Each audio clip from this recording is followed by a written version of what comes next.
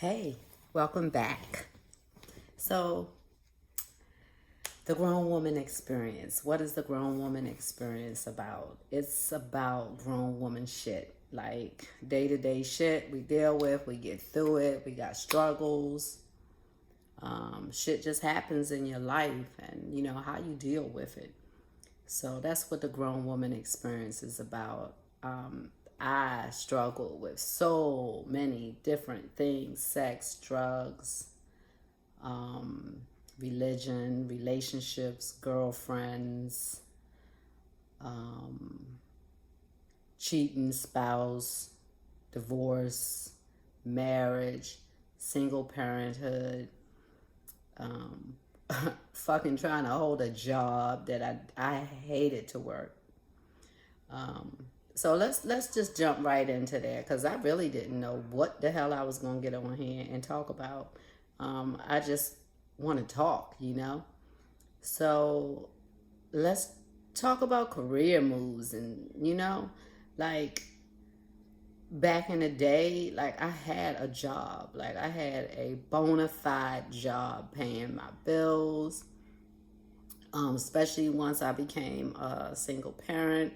Like I was raising my son by myself the first 9 years. And yeah, like I had to go to work. I had to go to freaking work every day. But my last job, my actual last W-2 gig, man, I wanted them to fire me so bad. It took them a freaking year to fire me. Like I used to go to work late. I used to mess with like my boyfriends. I was always the side chick. So like, they would call me around lunchtime. Look, boo, you want to go to Tyson's Corner, which is a popular mall up in Maryland. Like, but you want to go there and spend some money? And I'd be like, yeah. It'd be like, leave your job. I leave my job so I could go hang out with my little drug dealer boyfriend, wannabe drug dealer boyfriend.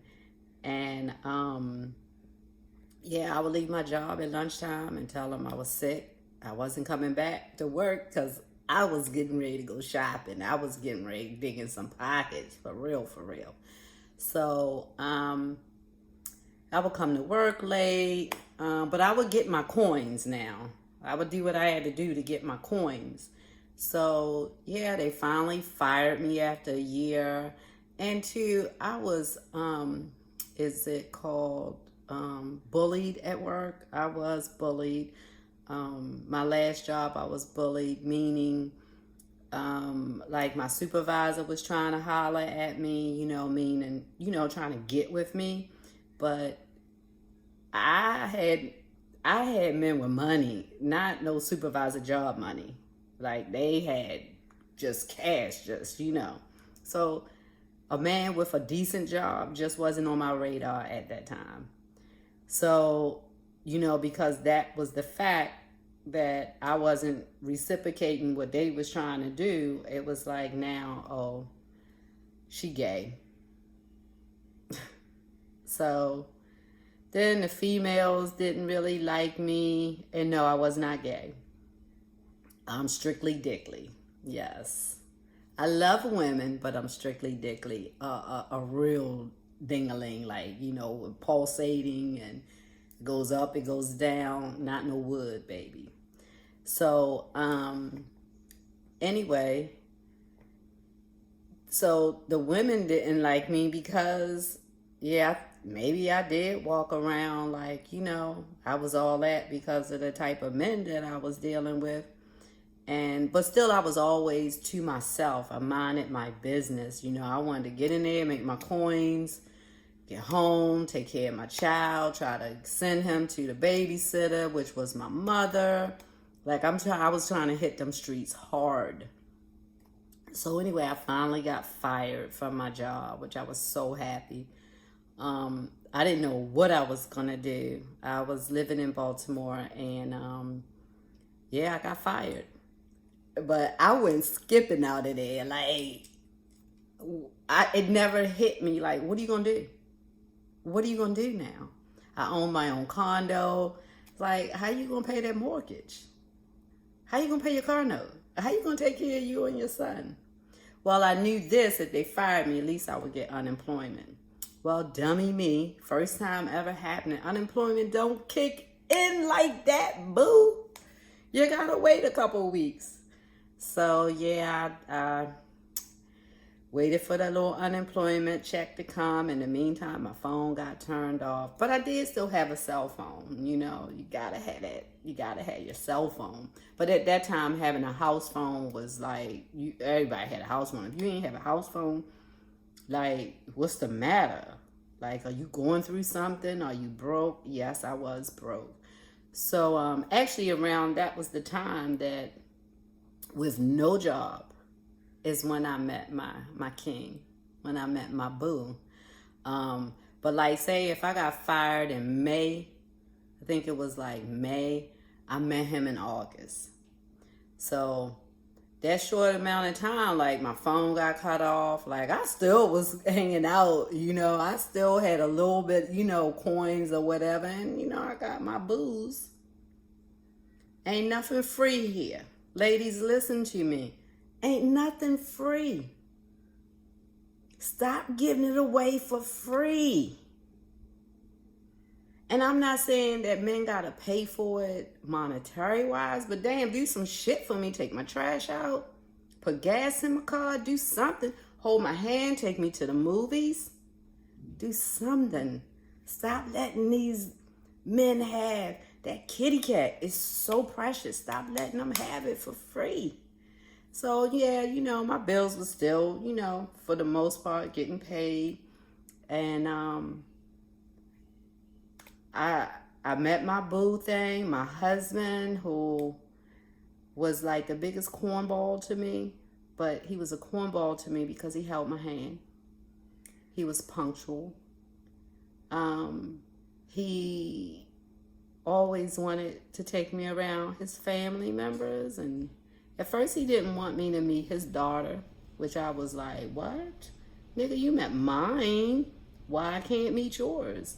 But I was dealing with a bona fide man, not a boy, not a child, not a older adult man who ain't have no sense. No, this brother had, you know, he had morals, he had values. So anyway, we met in August, and I lost my job, like I said, May. But anyway, so I did. When I met him, right before I met him, I was looking for another job. So that was back in the time where they had the answering machines. And like, I remember one time me and my husband, well, he was my boyfriend then, like we went out on a date. And he would, you know, come to my house, pick me up, drop me off, come in, make sure everything was safe. And then, you know, gradually we started just being together more and more and more and more. But anyway, the point I'm trying to make is that he came in the house with me, and you know how you press the button, beep, and then, you know, the message would be there. So it was a employer, and they wanted me to come in for an interview. So I was like, yay. By the way, I did customer service. So like, yeah, like telemarketing, but I did incoming calls. I have done outbound too. So anyway, yeah, so they left a message talking about, you know, we want you to come in for an interview. And my boo was like, my new boo, he was active duty military. He was like maybe 4 more years left of his career, or 3 or something like that. But he was like, don't go on the interview. He said, I got you. What? Did you hear me? He was like, yeah, don't go on the interview. I got you. I was like, okay, let's see. Unemployment had kicked in. So, you know, I was good. I was good. My bills was getting paid. And, you know, I got a boo taking me out. But the point I'm trying to make, I didn't get a job. We did get married. Um, and when we got married, we moved and bought a house together, and I still did not have a job. And I did not have to work as long as I lived a certain lifestyle, meaning a certain lifestyle. You can't go out there shopping every weekend. You can't buy a new outfit all the time. You know, you can still get your nails and your hair done, but boo, you're not buying that Louis Vuitton bag, that Gucci bag, that Chanel bag. That's not going to happen, you know, with my new boo thing, my husband, and not having no job. So I could roll with it, rock with it. I had some designer bags, but actually I was still going to Saks Fifth Avenue. So I do remember that when I was with my husband.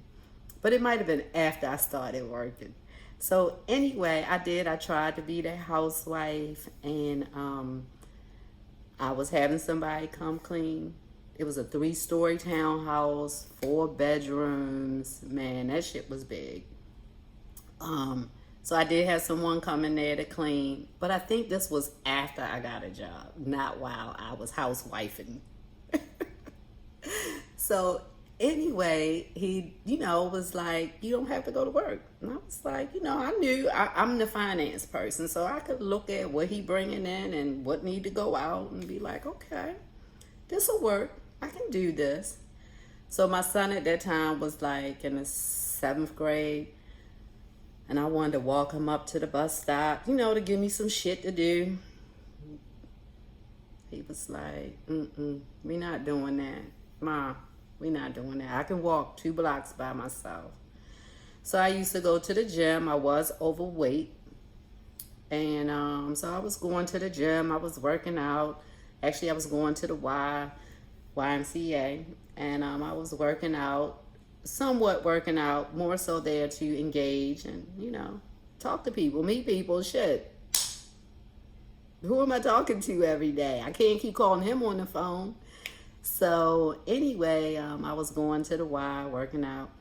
But lifting weights, health and wellness just came natural to me.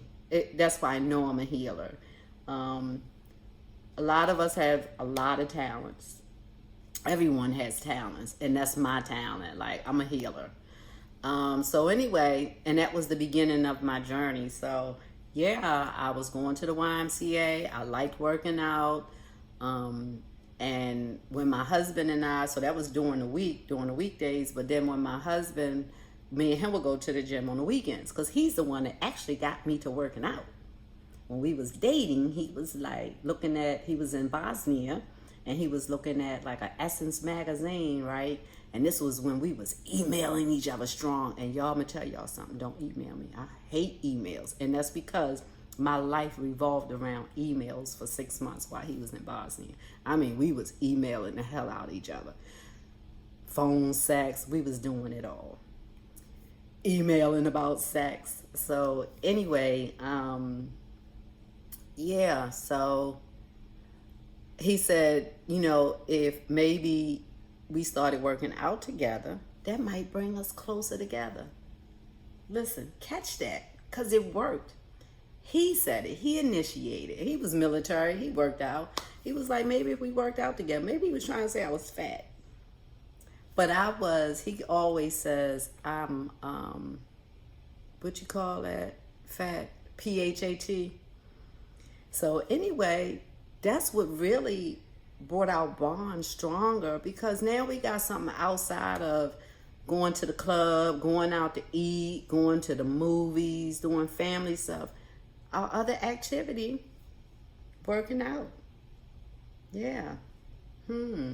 So anyway, I'm at the YMCA. I go there during the day, during the week, with him on the weekend. So people would come up to me and they was like, yeah, friend, you remember that tricep exercise, that rope tricep exercise you showed me? Can you show me that again? So he was like, my husband was like, well, you seem to like that. You know, why don't you become a personal trainer? I was like, I do. Okay. So he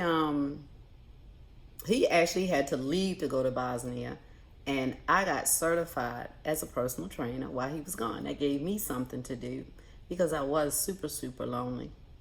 Women, military wives, man, that's such a lonely time when you are really in love with your man and he gotta leave you for a month, a week. I don't know how these women do it, but it was tough for me. Like I find myself in the grocery store, commissary, wherever, about ready to cry. Like I'm in there by myself, pushing the cart by myself, picking the food. Y'all, I'm lazy.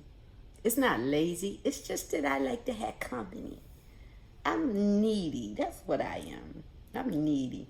So anyway, I got certified as a personal trainer, and my husband, I was gonna get a job at the Y, and he was like, "Cool, you can get a job.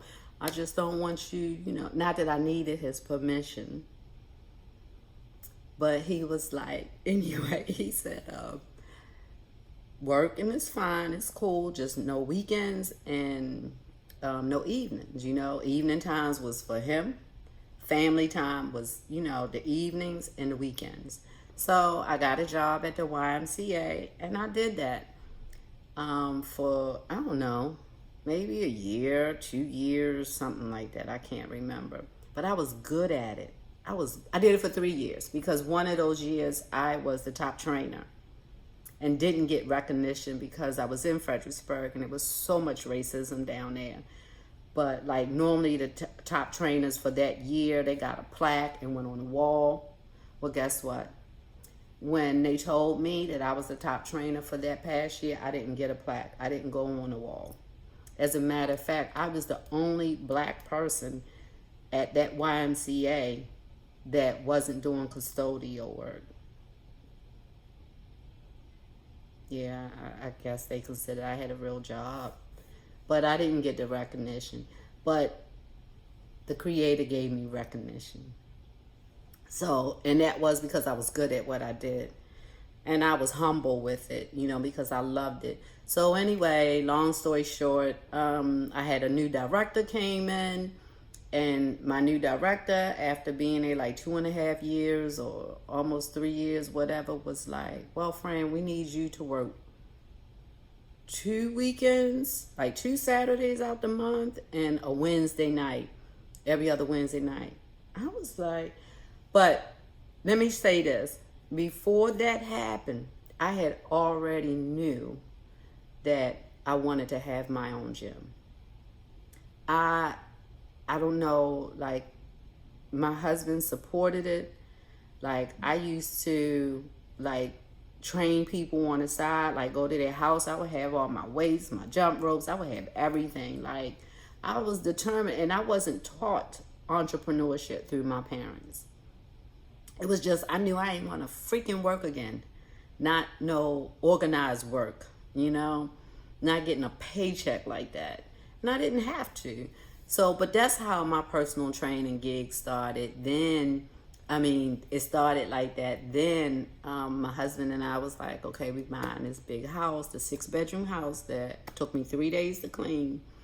We bought that house and we made the basement into a gym. And because I was used to dealing with commercial equipment, I had to have commercial equipment. I had commercial equipment. Like, our basement looked like a little Bally's or something like that. The mirrors, everything. And that's when I trained Miss America, Caressa Cameron. She's so sweet, so adorable. I love her. And so that was pretty big for me, that, I could make someone's dreams come true, to go on a stage for as a beauty contestant, and just watching her journey. I trained her for like 4 years, and that girl rock. She rocks. So just to know that I was a part of that. I don't talk a lot about it. I'm surprised I'm even talking about it now, but I'm talking about my entrepreneur journey. So yeah, just to meet her and just to help this young woman at that time, that was her dream, was to do beauty pageants and become Miss America. And to know that I helped her fitness-wise, because I was her personal trainer for like approximately 4 years. And she won, like Caressa Cameron, 2010. Damn, I usually know that year by heart. But so yeah, like I took something that I was passionate about, strength training, fitness, weight loss. I took that passion and I made it into a career. So I did that for years. And remember, so back then, so like early 2000, 2001, 2002, like we didn't have Google like how we have it. We had yellow pages. So I was in the yellow pages. I used to beat the pavement. When I say beat the pavement, like trying to get my little side business from the Y. Like I used to go to hair salons and I'll be like, well, who's the owner? I want them to do my hair. And I would talk to them about what I do. And most women, of course, they were black salons. Most of my clientele were Caucasian, though. I had a lot of FBI. I was by Quantico. I had a lot of FBI employees. I used to have a waiting list. Y'all, your girl is bomb ass when it comes down to wellness. I am a weight loss. I am a weight loss. I was getting ready to say guru, but that's not it. Weight loss expert. Yes. I am. So, so anyway, yeah, so that's how, so I would go to hair salons and I would, get my hair done even if I didn't need it, dude, just to plug myself everywhere I was going. I was plugging myself.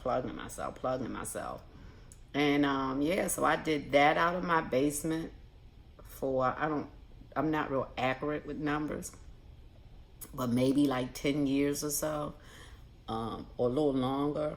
Might have been, I can't remember. And then when we decided to move up to Alexandria from Fredericksburg, I didn't know what I wanted to do, but my husband, he's the driving machine behind me. He is why I am where I am today. And so we opened up a brick and mortar. And that was cool as shit. It was real cool. It was a headache. Being an owner of a business, a brick and mortar, you got a lot more responsibilities. I wouldn't change a thing. I would do it all over again. I've healed so many people. I'm a certified colon hydrotherapist. I got certified doing my, I kind of transition, got really deep into internal detoxifying of the body. I used to suffer from constipation really bad. That's a whole nother podcast too. But I started doing colonics on myself and saw that they were working. And so I got certified as a colon hydrotherapist, certified as a yoga instructor, like that whole wellness thing. That's my jam. So yeah, I had the brick and mortar, so I just stuck with my passion. If it wasn't for my husband, no, I couldn't have been as successful as I was as an entrepreneur. I needed him. I did. He's the backbone of my becoming an entrepreneur, because if he wasn't, I would have had to work a 9-to-5 job. I probably wouldn't have had to drive like I had it, because again, I'm real relaxed. I stay in a serious box. My husband, he sees colors. So he sees the potential that I have. So he pushes me. That's because I got a good man, ladies. I got a good man. So we need to talk about why so many women out here single. And men too, y'all single too. But that's the next topic. But just wanted to say this to you. If you're single and you want to be an entrepreneur, just make sure you got all your ducks in a row. Don't give up on your passions. A lot of people need your expertise in whatever you do. I stay in my lane. I'm health and wellness. I'm not hair. I'm not nails. I'm not IT. I'm not, content creator, even though I'm getting better at that, but there's a lot of things that I'm not. But what I know that I am, that weight loss expert, that confidence coach, That's my jam right there. So whatever you are passionate about, don't give up on your dream to be an entrepreneur. Entrepreneurship is awesome. It's a lot of shit to it though. It is. It really is. Because guess what? If you ain't a nice person and do what you're supposed to do, how you expect people to come to you? And you got to do things the right way. Your I's got to be dotted. Your T's got to be crossed. Black people, we can't have a business and, want to be a black-owned business and don't do what we supposed to do. Man, it was a lot of times I wanted to cuss people out. I wanted to hang up on them. Really cuss people out. But I couldn't. Like, I had to bite my tongue. That's why I love text messaging in situations like that, because to myself, and I could say it out loud, oh, fuck them. They get on my goddamn nerves. They don't know what the hell they talking about, blah, blah, blah, blah, blah, blah, whatever it was. They want their money back, whatever. I could release all of that. But then in a text, I can say, I apologize about your experience, yada, yada, yada, yada. And it will come out so nicely. But I couldn't be nasty. I couldn't be nasty. I couldn't be nasty in front of people. You can't do that as a business owner. No matter what people say to you, you got, as a owner, like, you just got to be humble. And it's almost like you bowing down to a certain degree. Because customers normally are right. And you know what? Guess what? A lot of times I already got your money. And I didn't get money back. I didn't. So, I can smooze you and make you feel better. And be all nice and all of that. But people, do what you're supposed to do. You know what I'm saying? Be a man or woman of your word. If you lay carpet the right way. If you're supposed to be at somebody's house at 9 a.m. to lay carpet, be there at 9 a.m. Or be there at 8:50, not 9:10.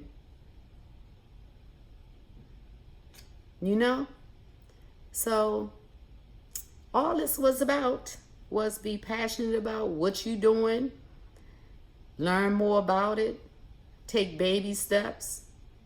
And it's okay if you don't make a whole lot of money. It's okay. But entrepreneurship is the best way to go. So if you like this video, how about you like, share, subscribe. Please leave me a comment. You can be like Fran. Like, that was, I really want to be an entrepreneur too. That was some good advice. Or girl, ain't nobody got no man that's going to take care at home while you start a business. I get that. Like I said, if it wasn't for my boo thing, no, I couldn't have done it. I couldn't have. And been successful. I may have started it, but I may not have finished it. I probably would have been like, the hell with this. I need money. I got bills to pay. I got mouths to feed. Like, yo, I got to do a real job. That's gotta sit off to the side. But I like my t-shirt. As your certified life coach, it was another video. Thanks so much for watching. And remember, drink lots of water. Be happy. And take every day, live your life every day like it is your last one. Trust me, live it like it's your last one. And guess what? I love you.